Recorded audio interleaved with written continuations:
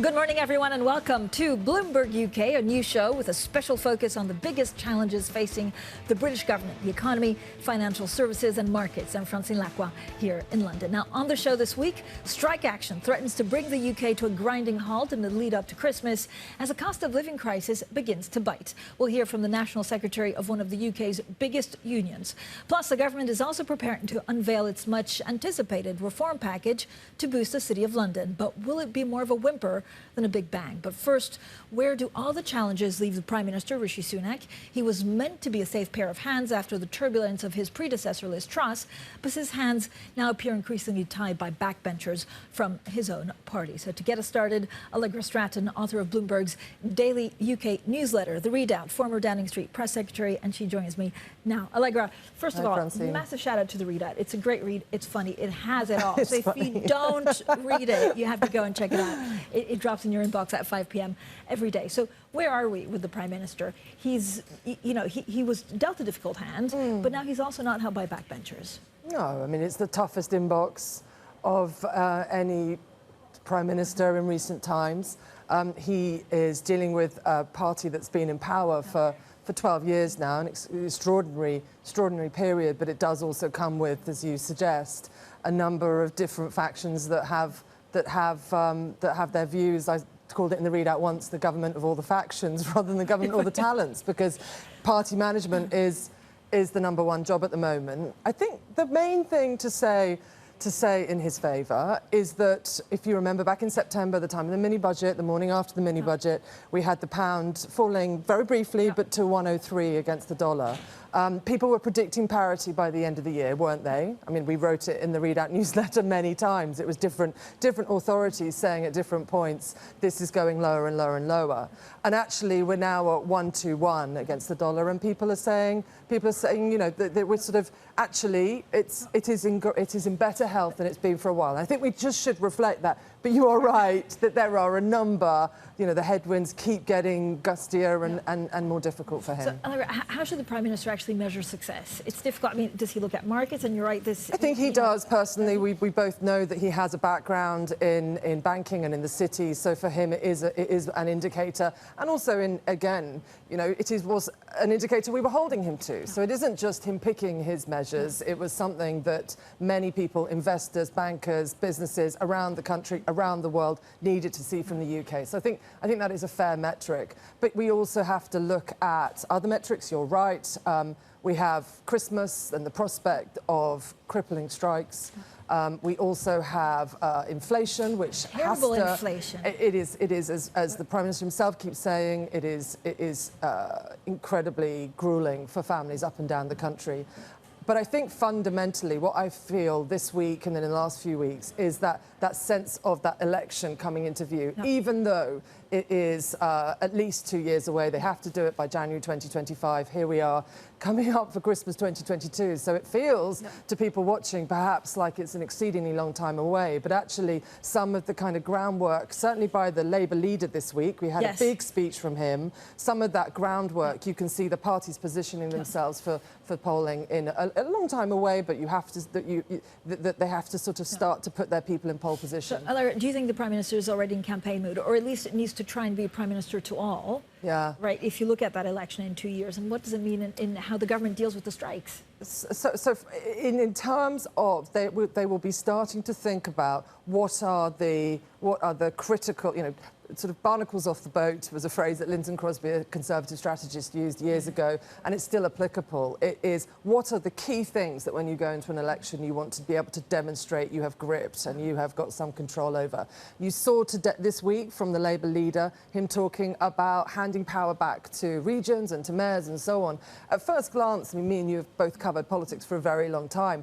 You wouldn't have heard that kind of thing from an opposition leader. When I get in power, I'm going to hand it away. And he was challenged about this by journalists at his speech in Leeds. But the logic there is that, firstly, he thinks that people don't like the House of Lords being having lots of Conservatives sent to it, the Conservative Party officials from Number 10 in recent years. So he's trying to sort of point up a point of differentiation with the governing Conservatives in terms of propriety and so on. So you're already seeing those sort of fault lines trying to be laid. But equally, you could could say of the Labour leader, is that a bread and butter issue? Is that something that families up and down the country will really be preoccupied? And I think that's the kind of thing we're going to see over the next year battled out. But so, Allegra, I guess the devil's advocate would say, are they just letting the Prime Minister trying to deal with the cost of living crisis, inflation, a torrid winter, cold snap where energy prices go up,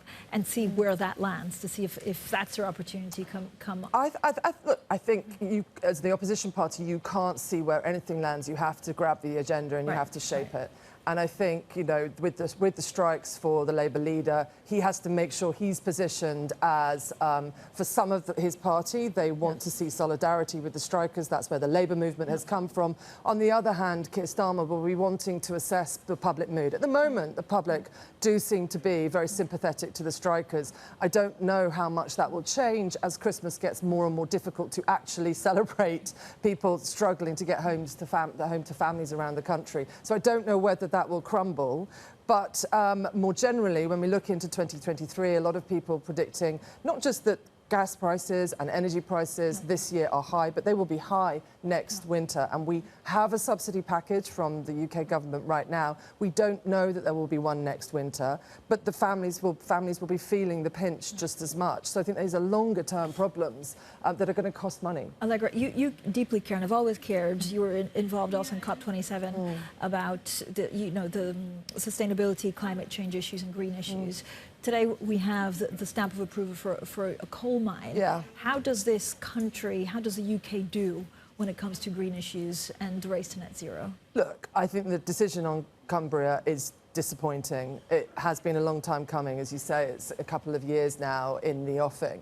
I would have liked to have seen the government do something more creative. There are a number of factories. So the chief thing in favour of the Cumbria coal mine is that it brings 500 jobs to a part of the country that does need a lift. But I would have liked to have seen a different kind of low carbon technology supported. There isn't any number, there's a huge offshore wind industry in that area. You could have given that kind of technology a boost in Whitehaven, where the coal mine's going to be situated. So I think it is disappointing, and I think there would have been alternatives if they had wanted to find a creative solution. But equally, I still think it is coking coal, so it's coal for steel. In terms of that headline offer, headline achievement, which is the United Kingdom coming off coal as a power source, we have seen some coal power stations have to be turned back on this winter, but still generally the direction of travel is in favour and away from it. So I think that it doesn't fundamentally change the UK's achievements in this area, but I think it's disappointing. Allegra, thank you so much for joining us today. Allegra Stratton, they're author of Bloomberg's daily UK newsletter, The Readout. That's how I keep up to date, of course, on all things UK. We are also getting some breaking news on Unilever, set to weigh actually a $3 billion sale of US ice cream brands. Unclear whether that means that Ben & Jerry's is also part of the portfolio that they're looking up for sale. We know Unilever has had extreme pressure from shareholders because they just have not delivered on a lot of their targets. Ben & Jerry's also always in the middle of political turmoil, and that I don't know whether it is part of the decision to weigh the sale of the US ice cream brands. Coming up, as economists warn that the UK government is fighting a losing battle with unions over public sector pay rises, we'll speak to Andy Prendergast, National Secretary of Trade Union GMB. That's coming up next, and this is Bloomberg.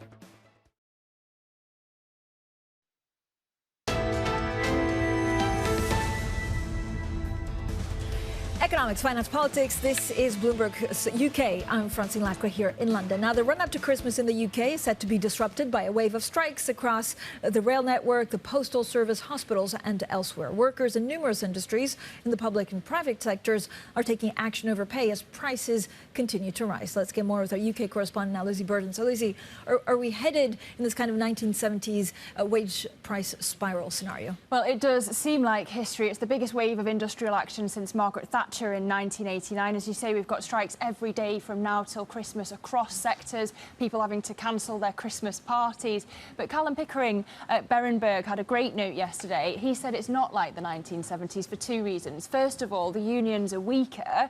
In the 50 years ago, there were half the population members of unions. Now it's a quarter. The government says it's going to get tougher on the disruption, and it's not a wage price spiral, it's a price wage spiral. And he says perhaps it's understandable that the unions are asking for pay rises when you've got double-digit inflation. So what's the political impact for Rishi Sunak? I mean, he's had a humiliating week on house building and onshore wind farms. So the longer this goes on, the more it erodes his authority. But it's also a difficult position for Labour. I was speaking to Pat McFadden, the Shadow Chief Secretary to the Treasury this morning. Labour today is pitching to be the party of business. I asked him, if that's the case, are you going to back Sunak getting tough on the strikers? And here's what he had to say. When you've got such widespread industrial action, you need, to be honest, a better approach than going through one individual dispute after another and just condemning the staff that are taking the industrial action. All of this, I'm afraid, speaks to a government that's lost its grip.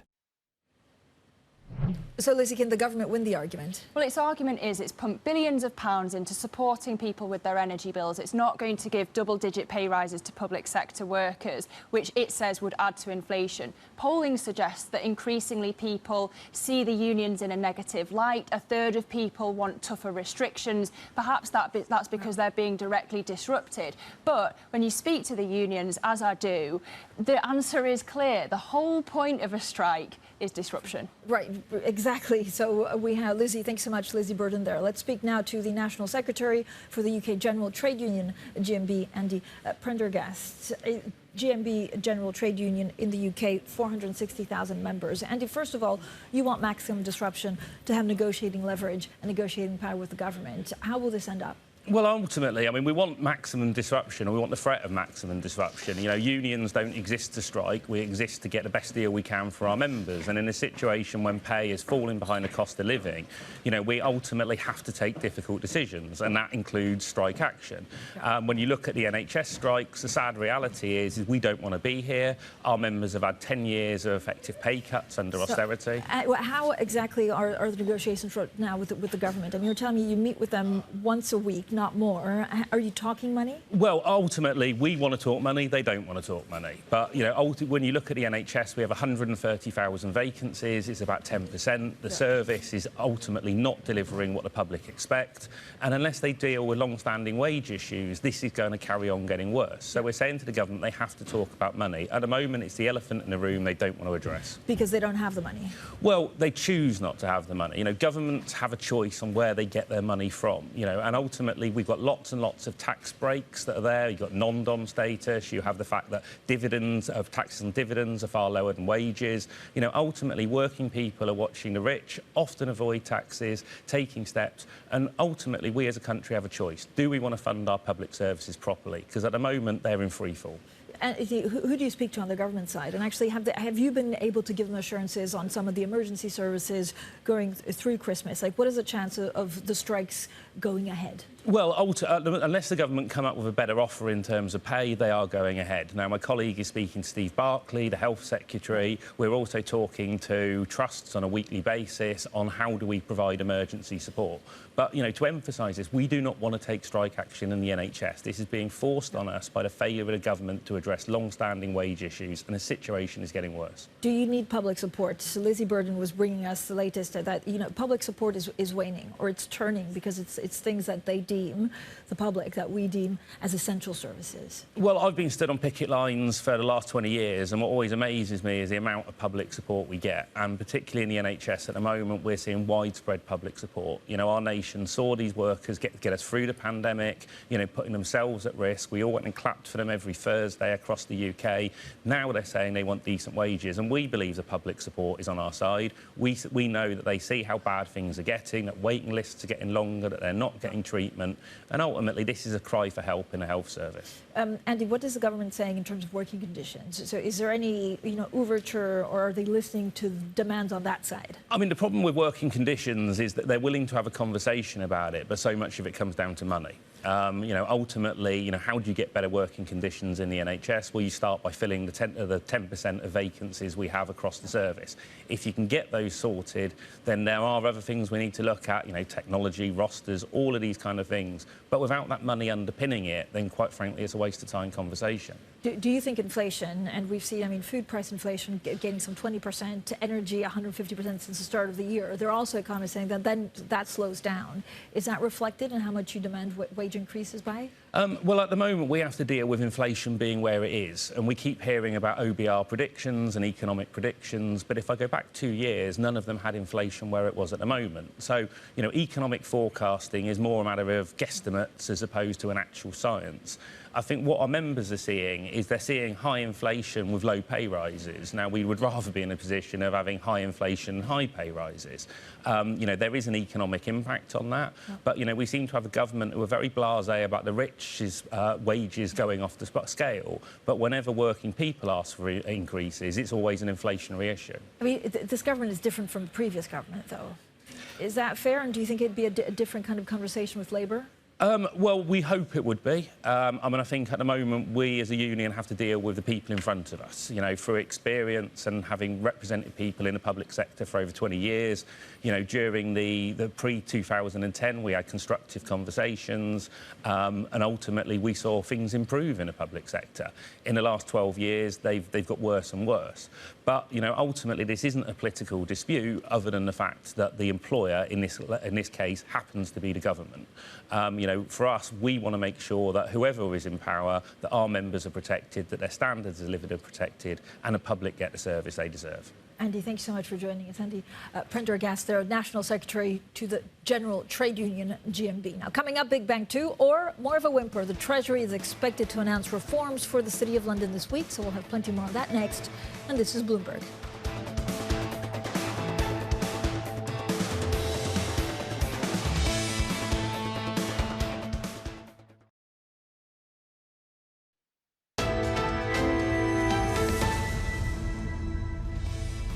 Economics, finance, politics. This is Bloomberg UK. I'm Francine Lacqua here in London. Now, Bloomberg has learned that the UK government is also planning to announce a raft of measures aimed at boosting the financial services sector in the City of London. Now, the plan, which may be introduced before the end of the week, could include a sweeping away unnecessary regulations and securing opportunities from Brexit. Joining us now is our Bloomberg News City editor, Catherine Griffiths. Now, Catherine, we catch up every week, also because we do the podcast, and you absolutely own this story.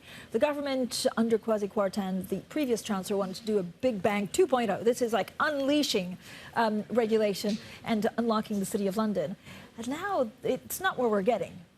No, we don't think, well, we actually think literally they're not going to use the phrase Big Bang 2.0. We've got the Chancellor, Jeremy Hunt, and Andrew Griffith, the City Minister, travelling to Edinburgh tomorrow. And we think that they're sort of repositioning what they're going to say. They're going to talk about the benefits of financial services to the whole country, and they're going to sort of underplay the notion that it's dramatic, it's big, it's a big bang. So why is this? Are they, can they not unleash it, or are they worried about the backlash because we're in a huge cost of living crisis? We're just speaking to, one of the main trade unionists as well. Yes, I think it's both of those things. I think they've realised that it's really complicated and that actually there aren't a huge number of things that people in the city really want. That's partly because actually the UK played a really leading role in creating EU rules in the first place. So Andrew Griffith has gone around the city for the last few weeks, couple of months, talking to banks and insurers and asset managers saying, what's on your shopping list? We really want big, bold ideas. And he hasn't actually got a huge number back. So there's that issue. And then there is this real worry about backlash too. We've got a Prime Minister who's facing all sorts of opposition in various different areas. And there's a feeling that on this side of things, they've needed to rein in. So is there regulation that actually the UK was forced because of Brexit that they could get rid of? Yes, there are things they definitely want to change and that are directly related to being in the EU. There are parts of MiFID II which probably all of us, even here in finance a few years ago, might have felt slightly dead inside if we'd gone around the place talking about MiFID II. But there are technical changes to the way people invest and trade in London that they will change, and that will make some sense. But there are other things, like probably they'll talk about ring fencing tomorrow, which is the way capital is organised within banks. But actually that really has nothing to do with Brexit and the EU. That's just rules the UK brought in on its own and are going to be changed. So, Catherine, what does the city want tomorrow? So, first of all, it's up in Edinburgh. They're calling it the Edinburgh Reform, so no longer Big Bang 2.0. What can we actually, I mean, how will the city interpret it? So the city wants clarity and stability. There's lots and lots of people in the city who really don't want a great deal, but they would like, certainly inside the investment banks and trading institutions, they would like to see some more freedoms in where they can trade and how they can trade, and that will go down pretty well. But what they don't want is perhaps a watering down of other areas that have already been put in place, something like the consumer duty. They've spent lots and lots of money creating the right rules and regulations. They're not so keen, actually, to see those things being wiped away. So what will the City of London become? I mean, I know there's also looking at the crypto landscape and whether they regulate it. And then at the time, maybe a year ago, there was also talk about some kind of ESG finance centre. Yes, the city would love to become an ESG finance centre. It will create great opportunities for asset managers here in London. They would like to hear more about that, and they probably will hear more about that in the longer run, because certainly the Prime Minister is very keen on that. Crypto is a really divisive one. There are certainly people out there who want crypto reforms. They want London to get in on the kind of ground floor of the future that is crypto. But there's also lots and lots of people, whether they're MPs or they're consumer groups, or indeed those in the financial services industry, who are quite sceptical about crypto. Catherine, thank you so much, as always, for your contribution. Catherine Griffiths there, our Bloomberg City editor. Now, be sure to subscribe also to Bloomberg's In the City podcast that I host with David Merritt on Apple Podcasts, Spotify, and wherever you get your podcasts. New episodes drop every Thursday, so that's today. And, of course, Catherine is one of our regulars. We talk about not only, bonuses, but also, in general, what the new Chancellor wants from the city. Up next, Bloomberg Surveillance Early Edition continues with Kaylee Lyons in New York, Anna Edwards here in London, and this is Bloomberg.